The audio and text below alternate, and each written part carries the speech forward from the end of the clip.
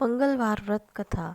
एक ब्राह्मण दंपति की कोई संतान नहीं हुई थी, जिसके कारण पति पत्नी बहुत दुखी थे। वह ब्राह्मण हनुमान जी की पूजा हेतु वन में चला गया। वह पूजा के साथ महावीर जी से एक पुत्र की कामना प्रकट किया करता था। घर पर उसकी पत्नी मंगलवार व्रत पुत्र की प्राप्ति के लिए किया करती थी। मंगलवार के दिन व्रत के अंत में भोजन बनाकर हनुमान जी को भोग लगाने के बाद स्वयं भोजन करती थी। एक बार कोई व्रत आ गया जिसके कारण ब्राह्मणी भोजन न बना सकी। तब हनुमान जी को भोग भी नहीं लगाया। वह अपने मन में ऐसा प्रण करके सो गई कि अब अगले मंगलवार को हनुमान जी को भोग लगाकर अन्न ग्रहण करूंगी। वह भूखी प्यासी 6 दिन तक पड़ी रही। मंगलवार के दिन तो उसे मूर्छा आ गई।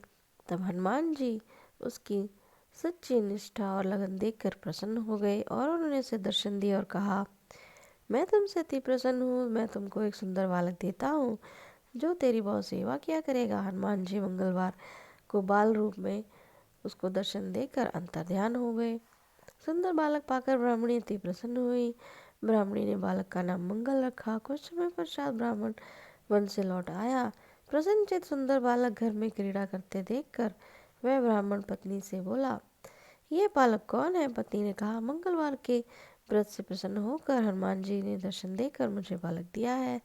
पत्नी की बात छल से भरी जानकर उसने सोचा कि एक उल्टा वह बेचारणी अपनी कलुषता छिपाने के लिए बातें बना रही है। एक दिन उसका पति कुएं पर पानी भरने चला तो पत्नी ने कहा, मंगल को भी साथ ले जाओ।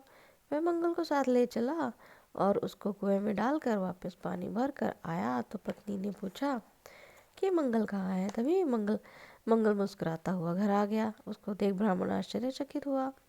रात्रि में उसके पति को हनुमान जी ने स्वप्न में कहा, यह बालक मैंने दिया है। तुम अपनी पत्नी को उल्टा क्यों कहते हो? पति यह जानकर हर्षित हुआ। फिर पति पत्नी मंगल का व्रत रख अपना जीवन पूर्व व्यतीत करने लगे।